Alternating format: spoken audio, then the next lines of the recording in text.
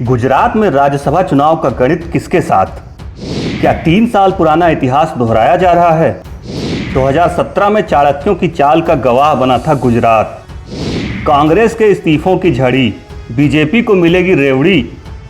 कांग्रेस से शक्ति सिंह गोहिल और भरत सिंह सोलंकी मैदान में। कहते हैं कि इतिहास अपने को दोहराता है। 3 साल पहले गुजरात राज्यसभा चुनाव में जो क्लाइमैक्स दिखा था, एक बार फिर वैसा ही होता नजर आ रहा है। तब कांग्रेस के चाणक्य अहमद पटेल और बीजेपी के चाणक्य अमित शाह में दिलचस्प जंग हुई थी। इस बार गुजरात में कांग्रेस के 2 बड़े चेहरों की किस्मत दांव पर है। कांग्रेस विधायकों के इस्तीफों की झड़ी के बीच राज्यसभा चुनाव का गणित बदल गया है। जो समीकरण बन रहे हैं उनमें बीजेपी को सीधा फायदा दिख रहा है। गुजरात में राज्यसभा चुनाव के ऐलान के बाद से अब तक 8 कांग्रेस विधायक इस्तीफा दे चुके हैं। 19 जून को राज्यसभा चुनाव के लिए वोटिंग होनी है। बीते दिनों में 3 और कांग्रेस विधायकों ने इस्तीफा दिया है। इनमें करजन से अक्षय पटेल, कपराडा से जीतू चौधरी और मोरबी से ब्रजेश मेरजा हैं। स्पीकर राजेंद्र त्रिवेदी ने सारे इस्तीफे स्वीकार कर लिए थे। अब राज्यसभा चुनाव में कांग्रेस के लिए 2 सीटें निकालना मुश्किल है, जबकि बीजेपी 3 पर जीतती नजर आ रही है। कांग्रेस ने राज्यसभा चुनाव के लिए 2 उम्मीदवारों शक्ति सिंह गोहिल और भरत सिंह सोलंकी को मैदान में उतारा है। माना जा रहा है कि गोहिल को पहली वरीयता का वोट मिलेगा, क्योंकि गुजरात की सियासत में उनके कद को देखते हुए पार्टी खतरा मोल नहीं लेगी। अहमद पटेल को पिछला राज्यसभा चुनाव जिताने में भी गोहिल की अहम भूमिका थी। उनका राज्यसभा के लिए निर्वाचित होना तकरीबन तय है, लेकिन भरत सिंह सोलंकी का भविष्य अधर में लटका है। कांग्रेस के बेहतर मैनेजमेंट के भरोसे ही वह राज्यसभा की चौखट लांघ सकते हैं। उधर बीजेपी ने अभय भारद्वाज, रमीलाबेन बारा और नरहरि अमीन को मैदान में उतारा है। खास बात यह है कि नरहरि अमीन कभी कांग्रेस के साथ हुआ करते थे। अब आइए समझते हैं कैसे होता है राज्यसभा चुनाव।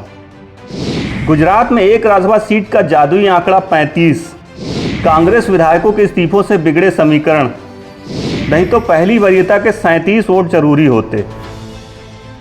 राज्यसभा में एक उम्मीदवार को चुने जाने के लिए न्यूनतम कितने वोट चाहिए, ये वोटों की गिनती और सीटों की संख्या पर निर्भर करता है। गुजरात विधानसभा में 182 सदस्य हैं। एक कैंडिडेट को राज्यसभा पहुंचने के लिए कितने विधायकों का समर्थन मिलना चाहिए, इसके लिए एक फार्मूला तय है। कुल विधायकों की संख्या को राज्यसभा के लिए जितने सदस्य चुने जाते हैं उसमें 1 जोड़कर विभाजित किया जाता है। गुजरात के मामले में 182 को 5 से विभाजित करेंगे तो 36.4 यानी 37 होगा। लेकिन गुजरात में अब 8 विधायकों के इस्तीफे के बाद सदस्य संख्या 174 होती है। 2 सीटें खाली हैं। ऐसे में वास्तविक संख्या 172 ही बैठती है। 172 को 5 से विभाजित करने पर 34.4 आता है, यानी एक सदस्य को जीतने के लिए पहली पसंद के 35 वोटों की जरूरत होगी। इसके अलावा वोट देने वाले हर विधायक को यह भी बताना होता है कि उसकी पहली पसंद और दूसरी पसंद का कैंडिडेट कौन है। अगर कैंडिडेट को पहली प्राथमिकता का वोट मिल जाता है तो वो विजयी होता है, नहीं तो इसके लिए दूसरी पसंद के आधार पर चयन होता है। अभी बीजेपी के पास 103 और कांग्रेस के पास 65 विधायक हैं। ऐसे में बीजेपी की 2 और कांग्रेस की 1 सीट तय है, लेकिन चौथी सीट पर असली जद्दोजहद दिखेगी। दूसरे विधायकों के वोट अहम। विधानसभा में भारतीय ट्राइबल पार्टी बीटीपी के 2 विधायक, 1 एनसीपी और 1 निर्दलीय विधायक जिग्नेश मेवाणी शामिल हैं। इस्तीफों के दौर में कांग्रेस और बीजेपी की नज़र अब इन विधायकों के वोट पर टिकी हुई है। अगस्त 2017 में दिल थामने वाली हुई थी टक्कर। कांटे की टक्कर में तब जीत गए थे कांग्रेस के चाणक्य। अगस्त 2017 में गुजरात के राज्यसभा चुनाव के दौरान दिल थामने वाली टक्कर दिखी थी। बागी शंकर सिंह वाघेला खेमे की क्रॉस वोटिंग और अमित शाह के चक्रव्यूह को कांग्रेस के चाणक्य ने तोड़ दिया था। कांग्रेस अध्यक्ष सोनिया गांधी के राजनीतिक सलाहकार अहमद पटेल राज्यसभा चुनाव जीतने में कामयाब रहे थे। राज्यसभा चुनाव में इससे पहले शायद ही कभी ऐसा हाई वोल्टेज ड्रामा दिखा था।